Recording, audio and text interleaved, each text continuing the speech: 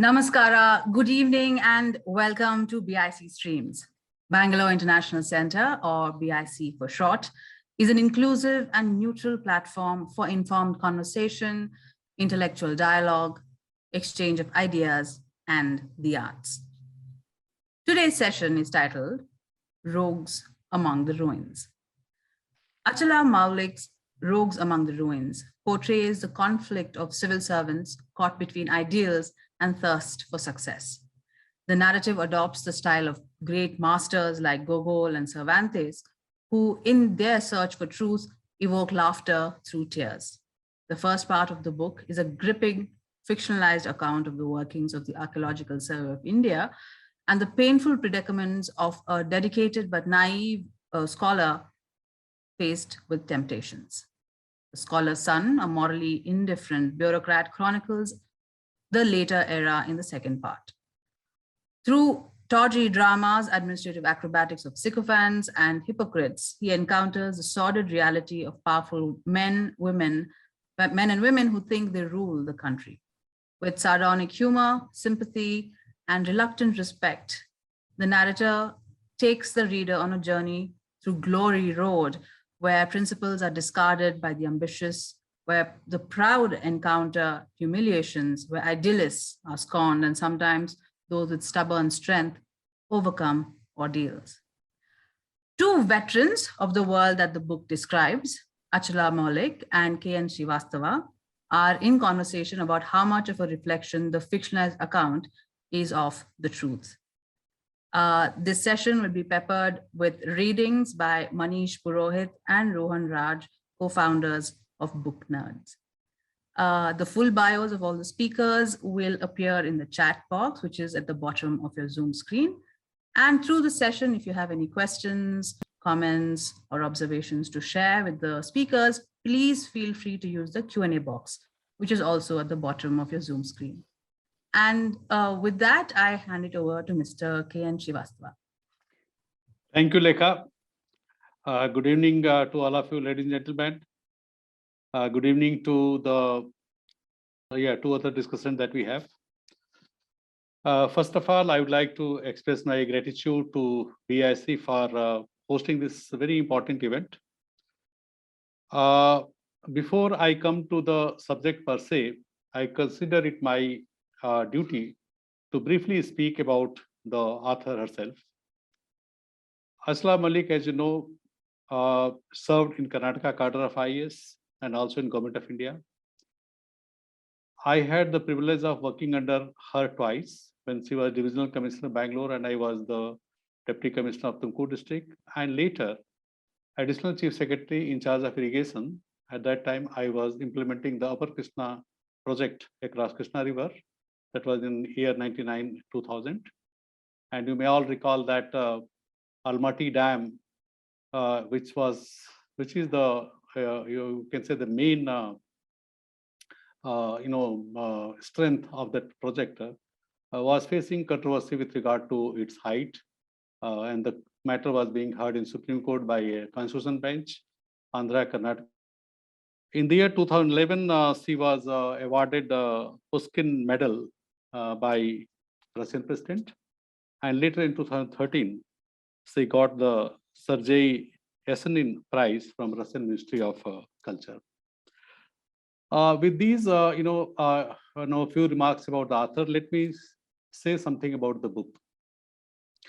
Like her, myself and many of my colleagues have traversed the journey of a civil servant. We come across all kinds of situations, mostly confronting with the political system, mostly confronting with the vested interests, etc. At times, because of our civil services rules, because of the long litigation process involved, we really hesitate in calling a spade, and the result is many things go the way in which they are going that could have been controlled if action is taken straight away. Because we fear that the moment you do it, unnecessary people will drag you into a long-run litigation. I find from this book that like in most of the civil servants, he has also come across a lot of issues, a lot of problems, confronted several vested interests, etc. she has chosen to narrate all those things through a fiction route.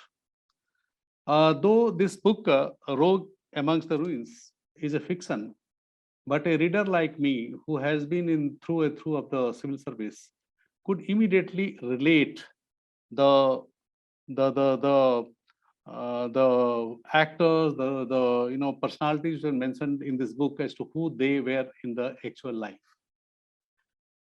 Archaeological Survey of India is again a very old and well-established organization, more than 150-year-old. She was at the helm of this organization as DG of Archaeological Survey of India. And many years later, I also had the honor of becoming the Director General of that organization. So I can easily, make out very clearly, all those incidents, all those, narratives that she has mentioned in the book relating to ASI. Very fantastically, she has, narrated the history and how in the initial years, when we got our independence, this organization was, managed, and how it has played an important role, how there were certain vested interests who were trying to play with the system. I would like, I would certainly like to ask some questions on this issue, but before that, let me also say something more about this book.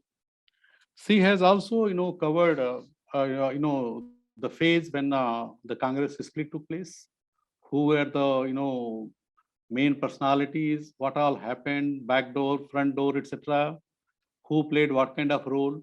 Though she has given fictitious names, but I can straightway make out as to who they were, because they were something, all those things are very much in the public domain, though not officially, but by and large people know about that. So then she also, covers other aspects, that is the bank nationalization. She also, discusses in greater details with regard to the education system, etc.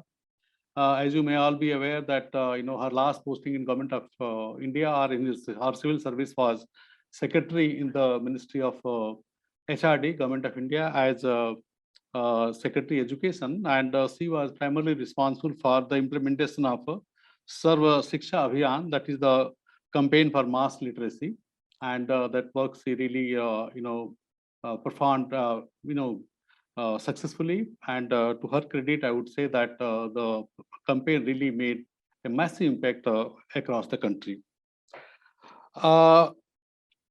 The vicissitudes of civil services life also she has described. There have been very many ups and downs in every civil servant's life, and particularly those like her, who have been very actively performing whatever role has been assigned.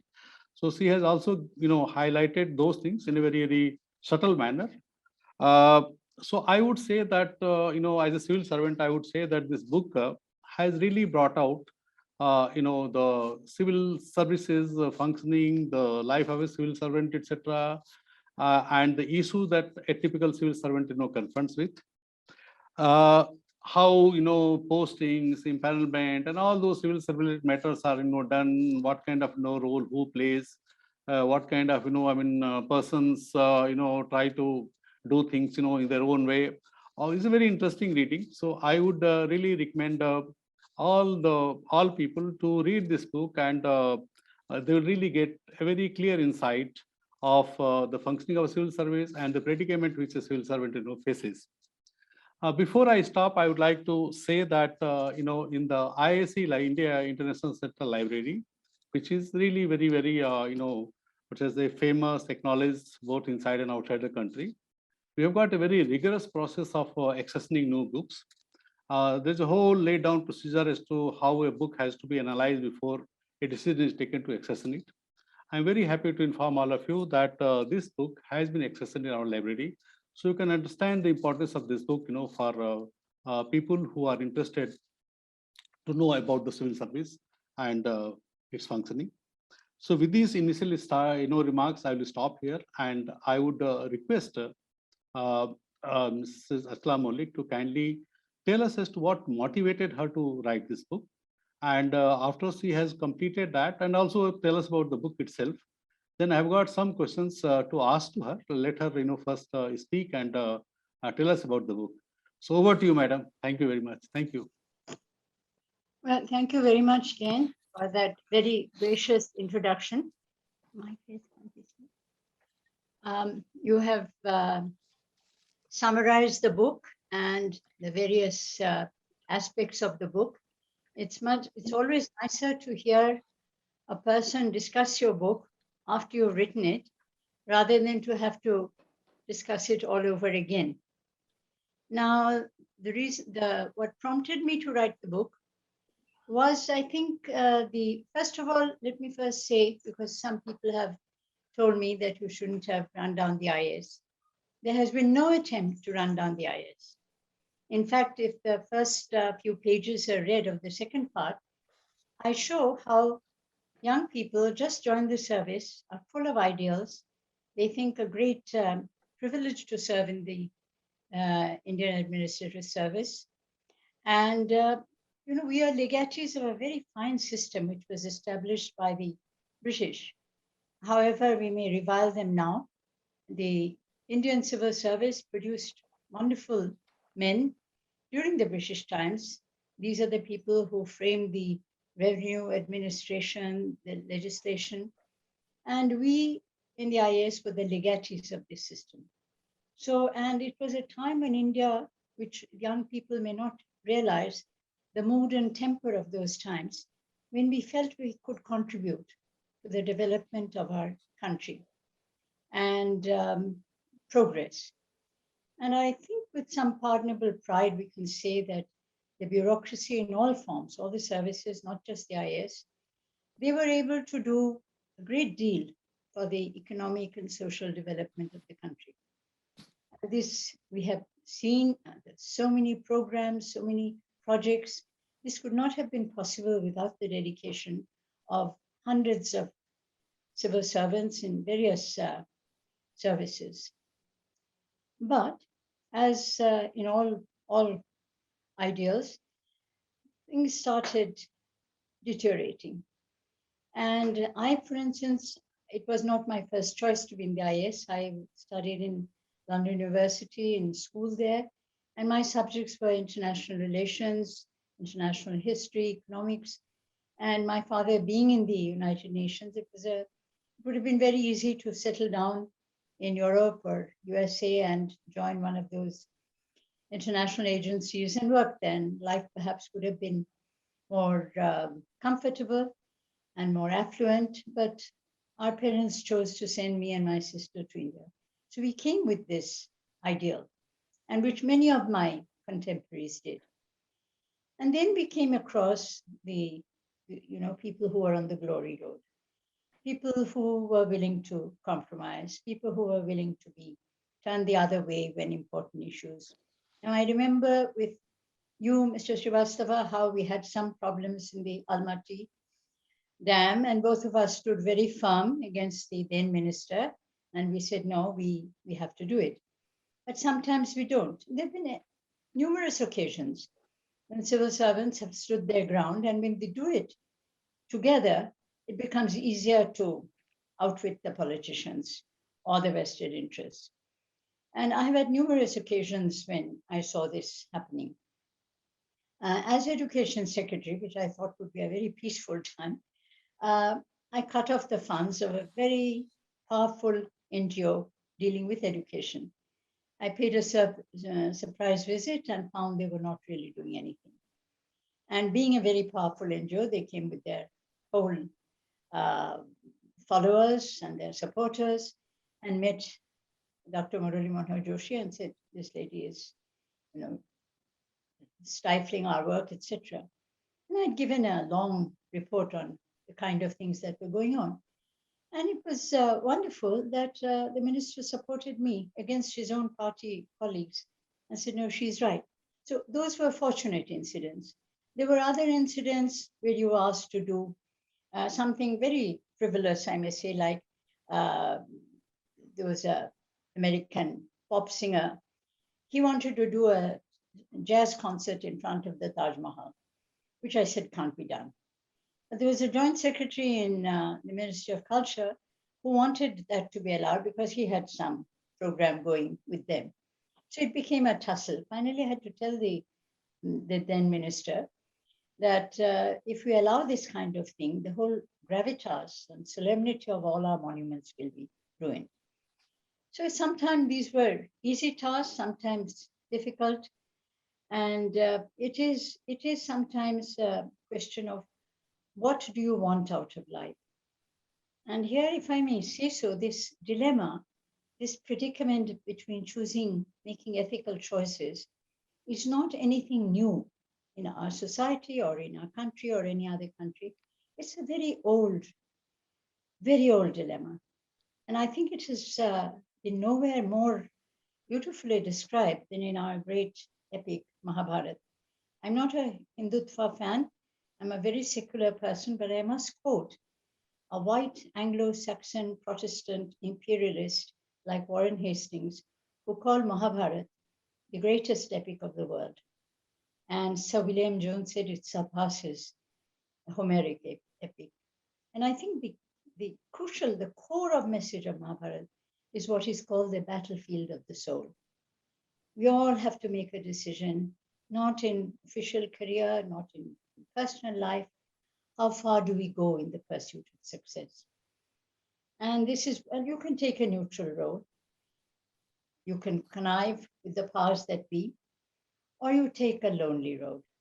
And that lonely road is fraught with problems, as I have shown with my main protagonist. And if you're fighting the really powerful people, they can really harass you in every way. So this is, the experience which prompted me to write this book. Great, ma'am. Now, regarding your ASI days, I just wanted to mention that, uh, as you know, Lord Cunningham, who started this organization, Mm. he was,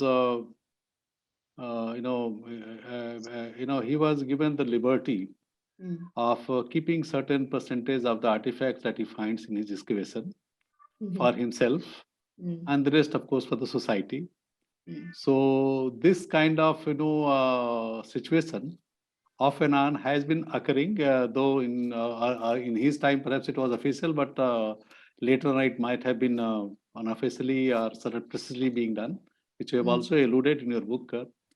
Ma'am, I'm reaching a broader question, that is the role of heritage and heritage monuments in the economic development of the country. Mm. Now, I have seen in China.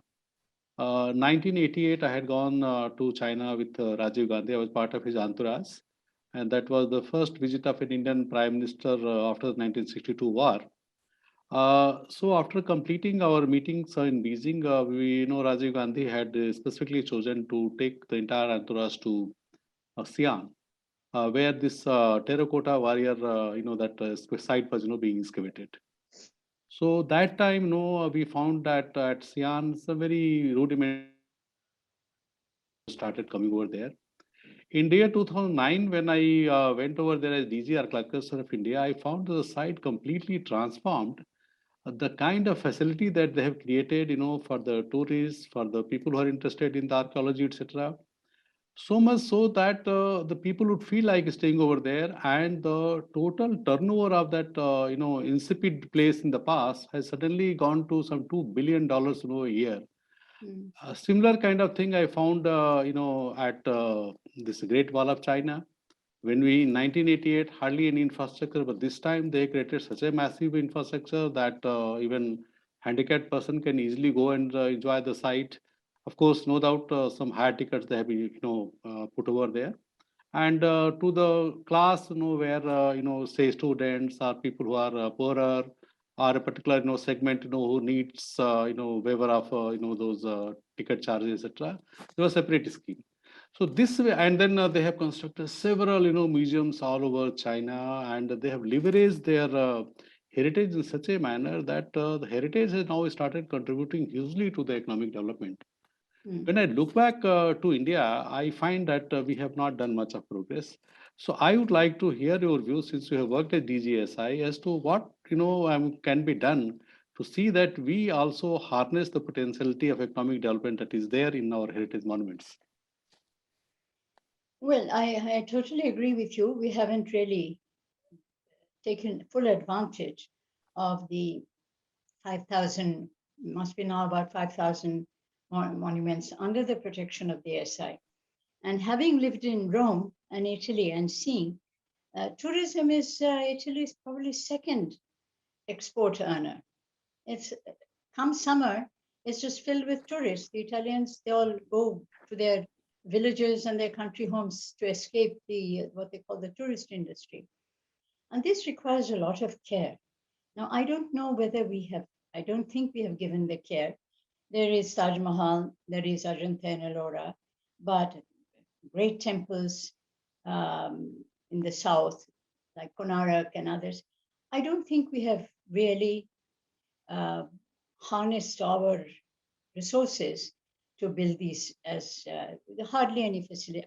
I'm talking of what I saw in up to 1996. I don't know how much has been done now. And this, I think, I mean, when you take Italian, it's supposed to be the richest, Italy and Greece, in monuments, monumental physical heritage.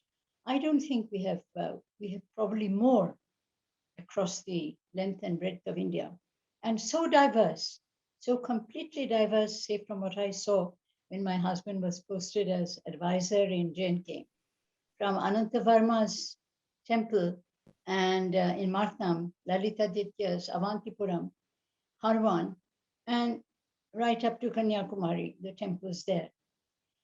They are museums, palaces, say those of Rajasthan to those of Bengal. They are so diverse, so different. It's almost like looking at very different countries. I think we should do much, much more. First of all, there has to be much more. It's not lack of funds, I can tell you. It's not lack of funds which is doing it. It's that will and the dedication to preserve them, to see that the right facilities are done, and to see that all the tourists, visitors get the proper access to them. I think we have a huge potential in our physical heritage, which has probably not even half resources exploited. Another subject which I'd like to broach is education, particularly higher education. Since you have spent a lot of time in your career in education side, you see what I'm finding is that the public universities, which have been set up with government funding or public funding, etc., they are not getting the kind of support which they should get from the state and central government. Hardly any new public universities being set up by the governments. The new universities are all coming under the private sector, and because of all many other issues relating to the public universities, the students, the really meritorious students are gradually gravitating towards the private universities. No doubt, the children belonging to the poorer sections, they have no option because of financial constraints except to look towards the public funded, higher educational institutions. I really do not know. I mean, what should be done to restore the faith, the standards, educational standards, the systems in the public universities? Because I personally feel that given the size of our country, we cannot afford to ignore the public universities. They are the ones who are really serving the masses.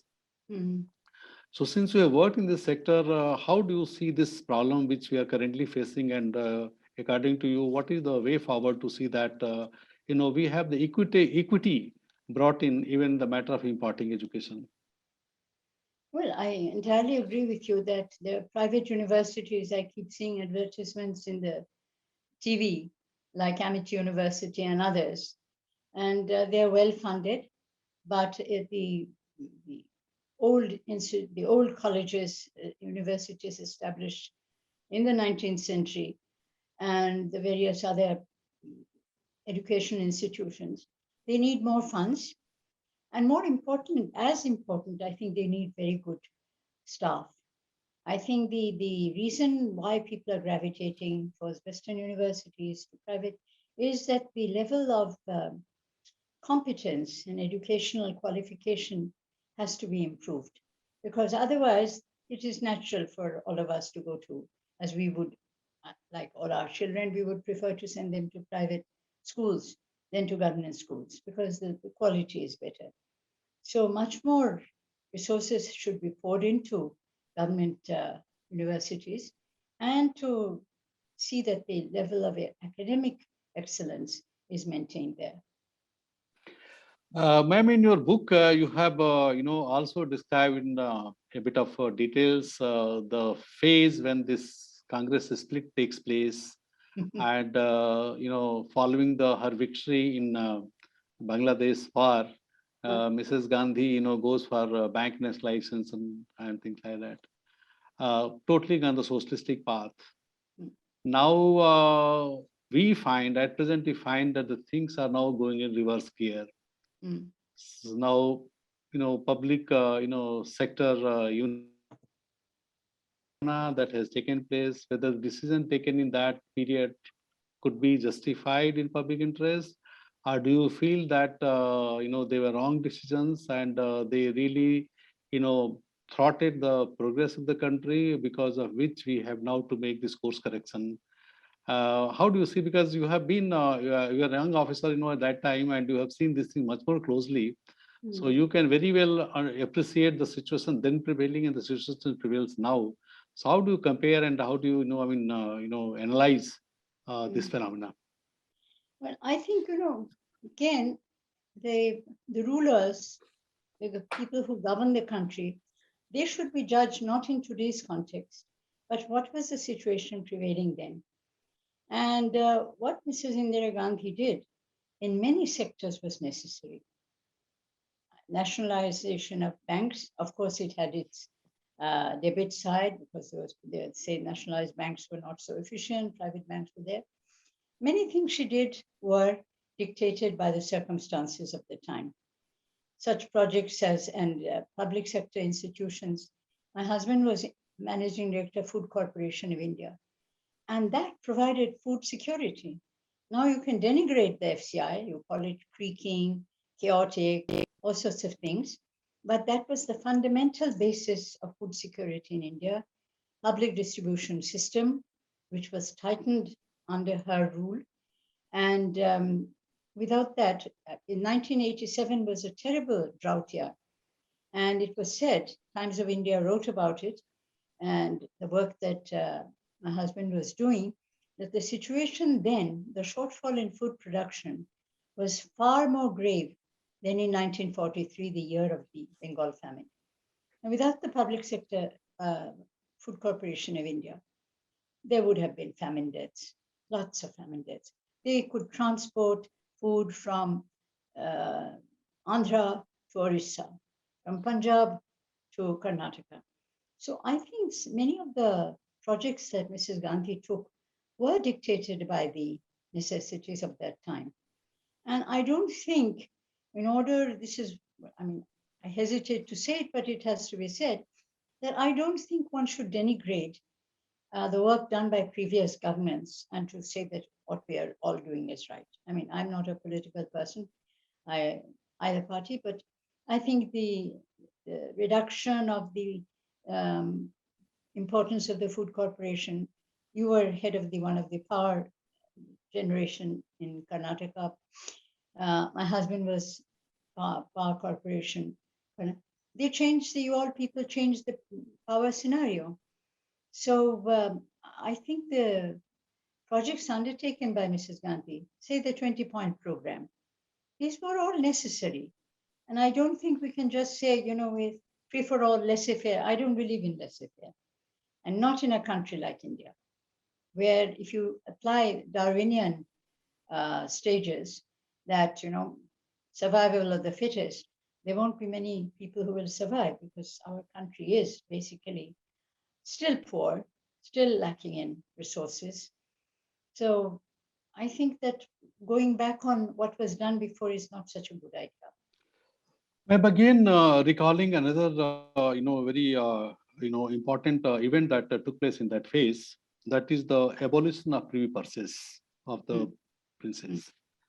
I have read this book written by Mr. V.P. Menon, who, after the independence, was made secretary there was Department of Estates under the Ministry of Home Affairs. He was secretary of the department, ICS officer, working directly under Sardar Patel, the Home Minister and Deputy Prime Minister.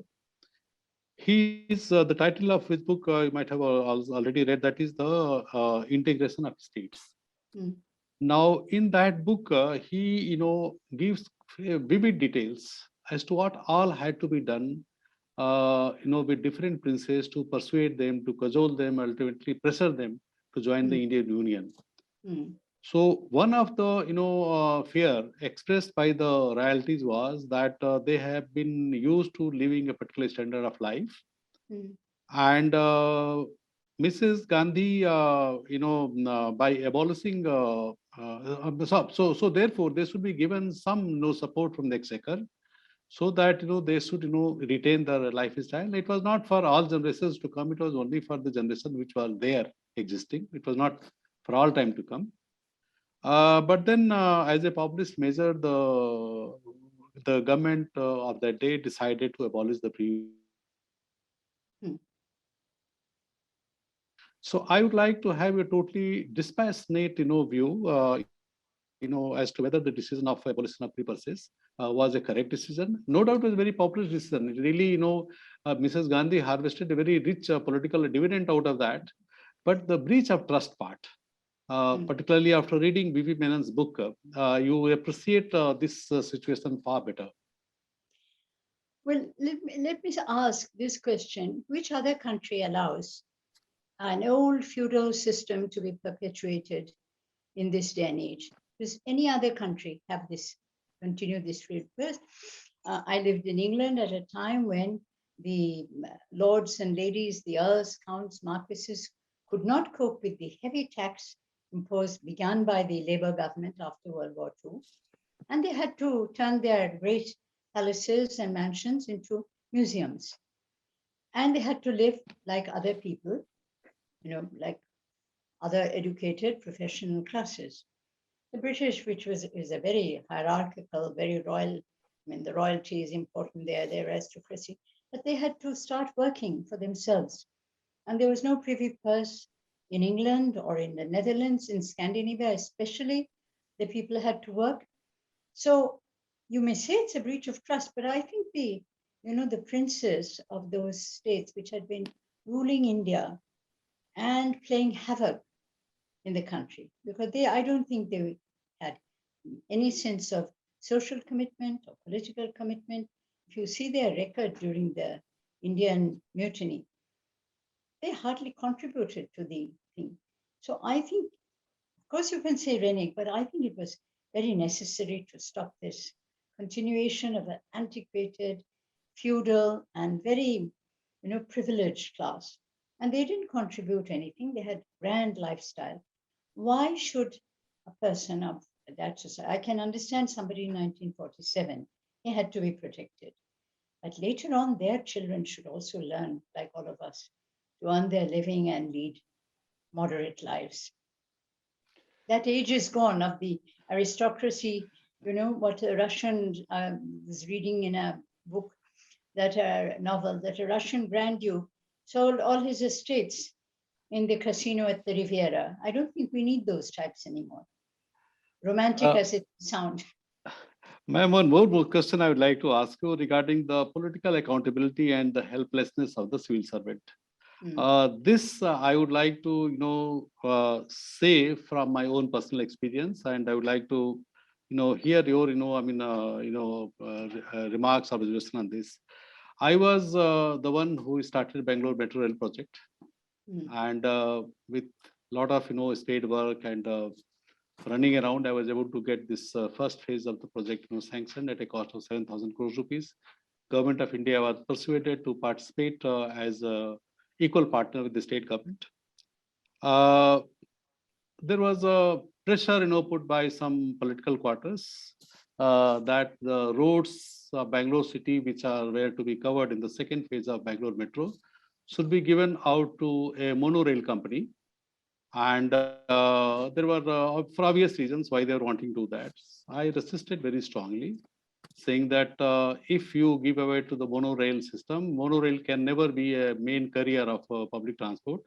It can only be a subsidiary, it can only be a supporting system, but cannot be the main career.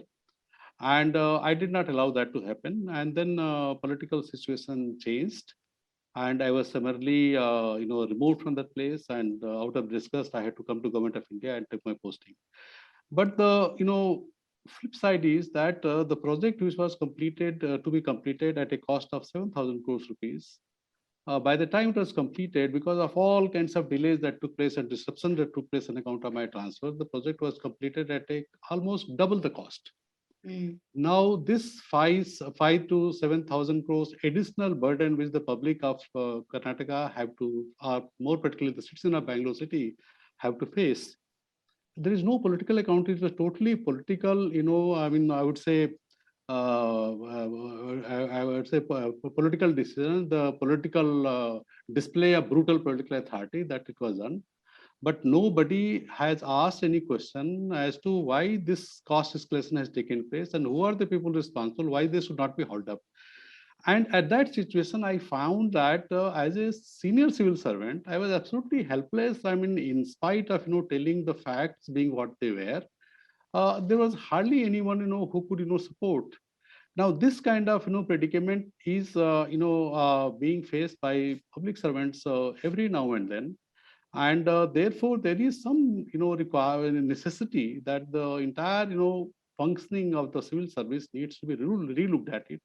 I would like to know your views, your observations, etc., as to what can be done to see that a very healthy way of functioning of a civil servant vis-a-vis the political executive is restored, because unless that is done, the public interest is always going to be the ultimate victim and sufferer. Well, I have had my brush with the authority, not on the, not on the scale that you had with the metro rail, but with the forest. Had a showdown with the chief minister, who wanted to hand over 38,000 hectares of prime forest land to a private company. And I was, outvoted by the forest minister, who was in cahoots with the chief minister. Then I told him, this is going to cost you your seat. And he was furious. He said, I don't want any political advice from you. And I was sent off to some nondescript post. This is happening. I think there has to be a total rehaul, if it is possible, to preserve the independence of the civil service.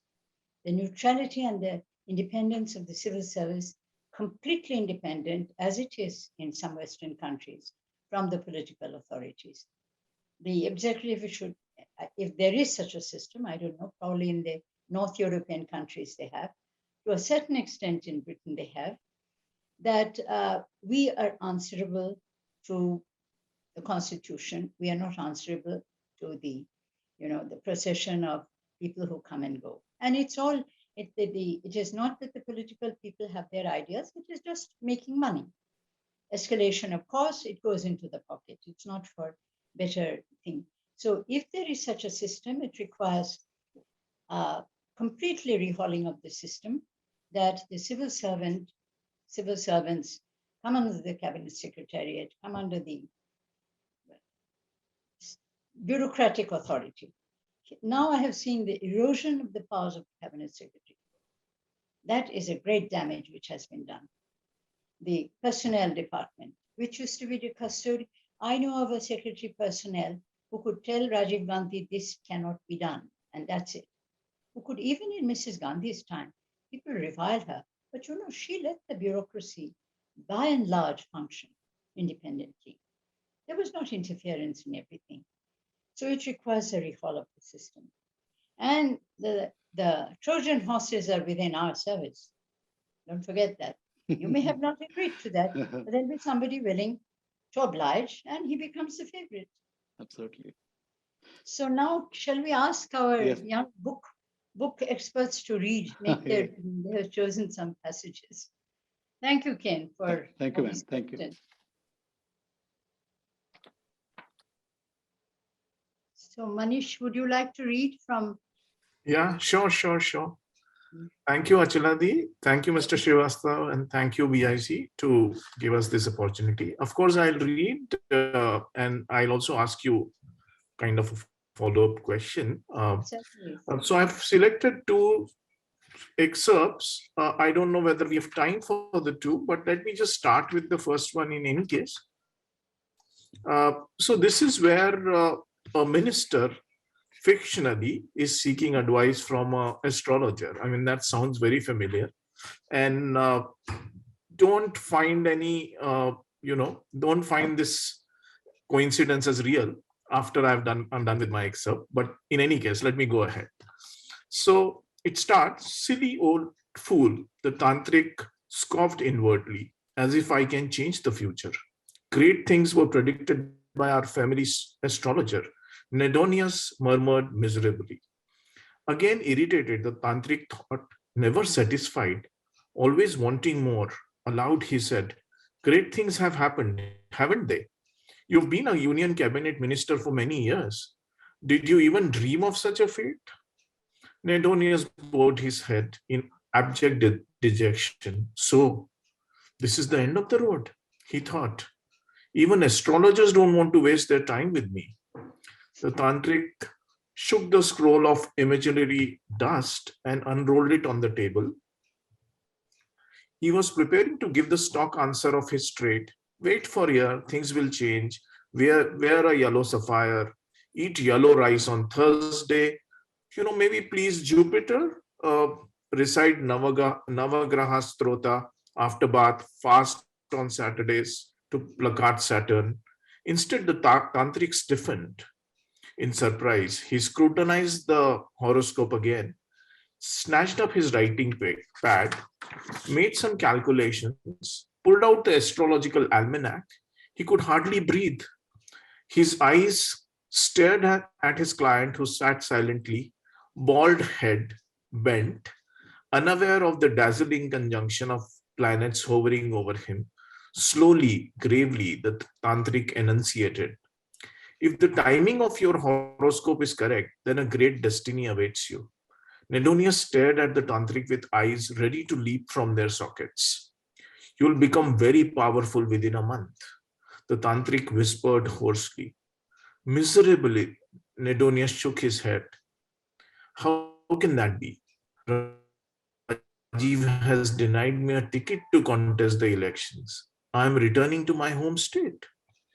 No, you will not be going home. You will remain here, exalted and powerful. The tantric cried out, relieved that he had not sent Nedonius away unceremoniously. He had contemplated 10 minutes earlier. Now, cut to some days later, and I'm reading the last portion of this chapter. Nedonius was preparing to leave for his hometown when he received the summons to sit on the throne. There was a tragic irony in all this. The young Rajiv, who was to rule, died, and the old man, ready to depart, was exalted. Greatness was thrust on Nedonius through the conspiracy of maligned stars. So don't make the connections. I guess it's too obvious, but still, I'm leaving you to that. Now, just a follow-up question, Achaladi. I mean, of course, we've talked at length at various events about the services itself. And being an optimist, I obviously believe that a better future awaits us. So to use your own words from the book, people who are ignorant of their culture are like trees without roots. They wither. And my question is that these days, culture is actually a pretty bad word to talk about. But do you believe that it's actually our culture and this big banyan tree that would save us going forward? I didn't follow. What is the big banyan tree? I mean, our culture, our culture is probably what would, hold us together, or probably our culture is what would guide us to a better tomorrow is what I want to ask you, because these days culture has many connotations, and it's probably not the best word to say because it has very different meanings these days. Well, I would say that the civilization of a country is very important for it. It gives us the memory of the past. It was the experience of the past. By culture, I don't mean just entertainment and that. The literary traditions, the religious. Absolutely. Now, without that basis of civilization, a country is, falls apart or disintegrates, and there is no cohesion. Whatever decency is left, whatever sense of rightness and wrongness is there, it all springs from our civilization values. So I think without that, we are lost. And those countries which do not have this civilizational background, they are not able to cope. And I don't want to name those countries because it would be politically incorrect. For instance, I'll give the example of Iran, which has been buffeted and tormented by USA. And whether you agree with the Islamic revolution or not, they were fanatics, but now there is that pride in their civilization. And when the new president came, he said to America, you can cripple our economy, but please remember, we existed long before you were even thought of. And that civilization framework has given us the resilience to withstand what you're doing. We have faced this many, many times. And he said very proudly that the Iranian army, the Persian army and the Darius burnt the Acropolis in Athens. So I think that self-confidence comes from culture, more widely civilization. Okay, thank you. And I'll maybe request Rohan now to read out, and probably if time permits, I'll do another short excerpt. But over to you, Rohan. Am I audible? Yes, you're audible. Thank you, Achala ma'am, and for writing the book, of course. Prior to reading this book, I've been like kind of, I always wanted to stay away from, bureaucrats, let's call it that way. So, but after reading this book, I have become sort of, I realize what goes into kind of, work within the system and kind of make things happen.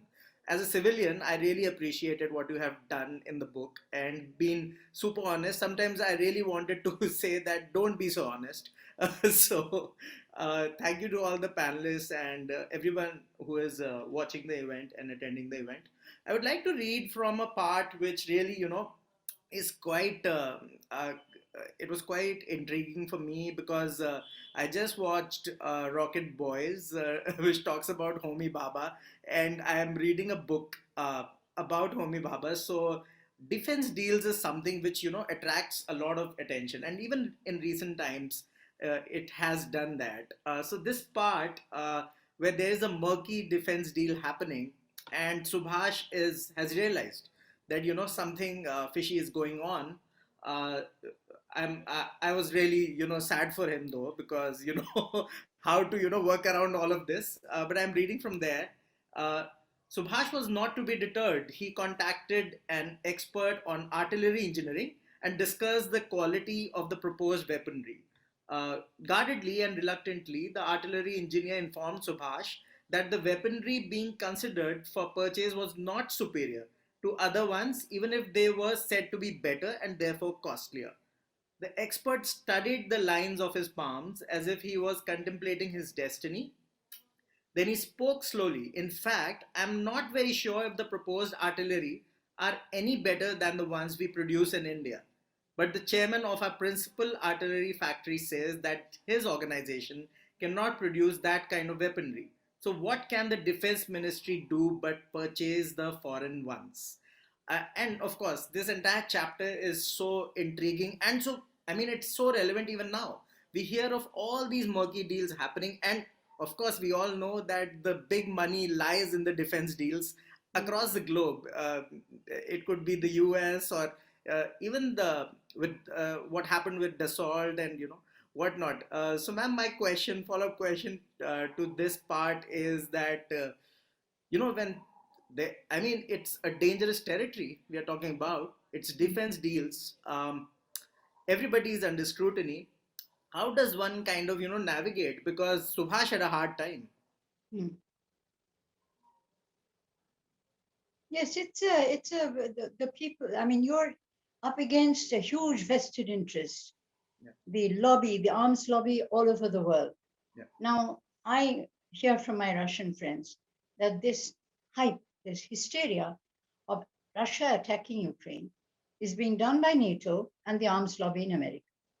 There was no need to do it. They're just keeping up because you have to sell arms, you have to kill people. Yeah. And to kill people and to blow up cities, you need arms. It's the most powerful lobby in the world and the most evil. I think we were better off with bows and arrows and spears, quite frankly. So when you take on that kind of cabal, that very powerful evil cabal, you run into difficulties. And in many cases, it's a question of they acquiesce. Very few people can say, no, this cannot be done. And it started from Rajiv Gandhi's time. And the people who opposed, they were shunted away. It has gone on. It's not a ministry I would, in fact, when after my husband did this relief mission to Sri Lanka, the liberation of Jaffna and giving them food and relief mission, medicine, they were under siege. Then after that, the cabinet secretary then, probably one of the last good cabinet secretaries who could stand up to the politicians, he recommended Mohan's name. And he declined. He said, I don't want to get mixed up in this. I've become a specialist in food, agriculture, energy, let me go there. Because I'm going to put my foot down. So once you enter that, it's like quicksilver. And you oppose the powers that be at the risk of your career. Thank you so much, ma'am. And perhaps I don't know if what kind of time we have, but perhaps back to you, Manish, or You want Mr. to Srivastava. something, Yeah. and then we can conclude. I'll just find my passage till then. Perhaps Manish can go on, and I'll just read after you. Yeah. Sure. So thank you, Rohan. And I'll read another passage, and I must admit this one has a very satirical tone to it, and in a way it's sad, but this is one of my favorite passages from the book. So this is about a poverty alleviation conference that's happening in Italy. To kind of alleviate poverty from rest of the world, including India, including Africa. So very fancy place. I start. It was resolved that the executive committee would commence its work after participant nation states responded to resolutions. Subcommittees would be constituted to focus on the special needs area. They had decided to hold the next meeting at Casablanca, Morocco. Far from the affluent West, Morocco, half feudal, half futuristic, where Islamic austerity and Sultanate luxury meet face to face, would provide the setting for a soul-searching session for the integrated human development program. I could not help admire the finesse with which Dhenu had procured sponsorship from a well-funded international agency for these meetings and case studies. In return, officials of that agency would act as consultants to study poverty alleviation in India and suggest future programs. They felt that the developing nations needed to copy Western models for progress if they were to enter the 21st century as modern communities. Cocktails were served in the raftered hall of the villa. As I milled around in an attempt to circulate, the observer from international agency joined me. Ebullient with pomade hair, eyes moistened with champagne cocktail, he said, since I proposed Dhenu's name, tell him that I want my trip to Ethiopia sponsored by the executive committee. He paused to take a long sip. I have a yen to see the pyramids at Giza and Luxor. There is a boat ride down the Nile. Quite romantic if I can get a pretty secretary to accompany me. I'll need that trip after seeing the famine that's in Ethiopia. I was stunned by his effrontery. Knowing he smiled.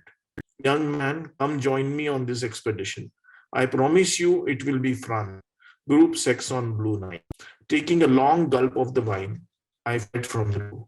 Our hearts were brimming over with compassion and gratitude for the poor of the world who provided us with this opportunity to remove poverty. And in the secret chambers of our heart, we praised poverty. So, yeah, I mean, it was sad, but I mean, beautiful lines, Achaladi. Really, thank you for writing this. Thank you. I've seen so many of these conferences, and the person I have depicted is a real person, full of hypocritical sympathy and compassion, and he believed in the good life. Okay. Well, that's why, that is one reason I love the book, because, I would call the book very sassy also, if I can use that word, because, it is like that at many places. The sarcasm is pretty awesome because that is needed. I think that even in non-fiction, it is required, otherwise it becomes kind of, heavy for especially the young readers who have just, started off. I had a very quick passage and I've found it on my Kindle. So, yeah, thanks to that. Uh, uh, I'm reading from the very end of the book, and Subhash is kind of, ruminating about his administrative journey, and it's written that casting my mind back over half a century through the first faltering steps our country made to attain freedom, dignity, adequate food, and shelter for the millions living in crushing poverty. I feel the burden of remorse. Indians have always revered their rulers, even when they were unworthy of that reverence. Myths and legends had invested rulers with a mystical quality that gave them security. Long before Augustine's exhortation to build divine cities reached our shores, a ruler like Ram was regarded as a particle of that divinity, the avatar who descends from the heavens to guide and protect the humble. So, this entire portion of the book, I mean, it's at the end, but it's worth going till the end and, kind of reading this chapter, this entire rumination and looking back at the journey. It was a nice touch to kind of round things off, and I can go on and on about the book because I have not only this one, but I've read a couple of books published by Manish also. So yeah, so I think I know Achala ji better than herself. I feel like that I've been reading a lot from her, uh, from her pen. So thank you so much. And yeah, tell us a bit more, ma'am, about this one, because this chapter. Why would you write something like that? Because it's almost like you are speaking to the reader. Yeah, well, I think, this writing a novel, you have to take from all the great authors. And Leo Tolstoy wrote, they made some criticism about certain endings in Anna Karenina and Resurrection and said, why do you go back? So Leo Tolstoy said, it's only in a bad novel the loose ends are not tied up. And that is what I've tried to do here. Instead of ending with the story of the, the day of the retirement, all the misery that comes to a retired officer, the ignominy, the humiliation, servants becoming cheeky. So thought it should be the summing up, the summing up of a journey, which was rewarding, fulfilling, and at the same time, which had its problems. And when you go on, look back on your life or on your career, you try to find some thread, some meaning there. And this was what Subhash was trying to do. It's probably inspired by when we joined the service, I don't know what it is now, we were taken on Bharat Darshan, and which was right across India to familiarize ourselves with our country, which was a wonderful trip. I think it was one of the finest things that was done for the training of civil servants. So this was like that journey in which he sees India from various aspects and the things that the civilizational aspect, the personal aspect sort of combine together.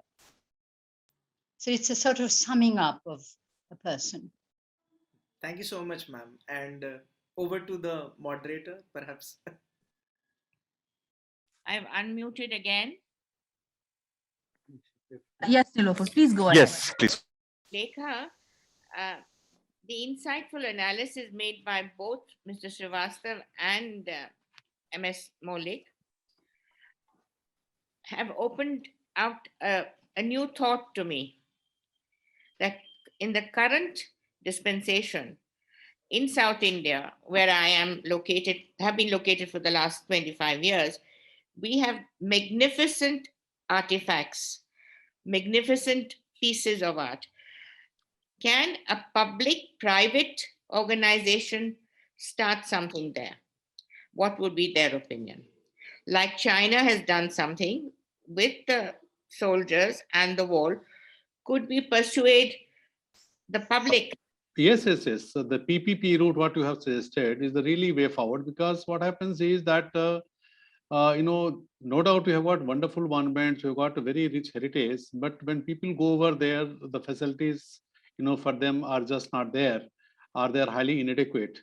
And those facilities can be, created and sustained, maintained only by the private sector. So I am a strong votary of involving, private sector, in this kind of efforts, and PPP model is going to be a very successful one. I entirely agree with your suggestion. So, friends, we had a very interesting, conversation with the author, and I am indeed very thankful to the BIC for organizing this event. I look forward to reading more and more new books authored by Madam Achala Moulik.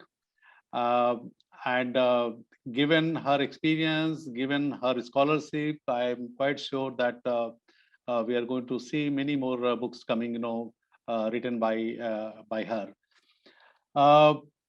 I don't have to say much, except saying that this book has really, focused the attention of everyone about the civil servants' life and the issues faced by the civil servants.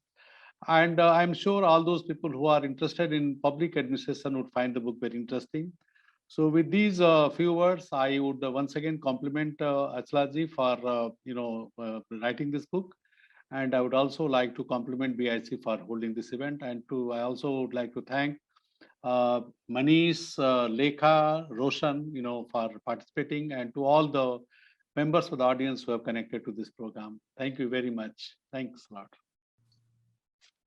What better way to communicate a lesson but through a good story? And thank you, Ms. Moulik, for having done exactly that. We're grateful to Mr. K. N. Srivastava for having joined us, given us the time and being the interlocutor. Thank you so much, Rohan and Manish, for that's the core of the book. Please do get it. Thank you, Rohan and Manish, for doing those wonderful readings. And thank you so much, Ms. Achala Moulik, for having written the book and for being the anchor around this wonderful session. I would like to thank the BIC and you, Lekha, organizing it. It's not easy getting people from 4 corners of India to collate and do it together. Very good of you. Thank you. And please thank Mr. Ravichandar also.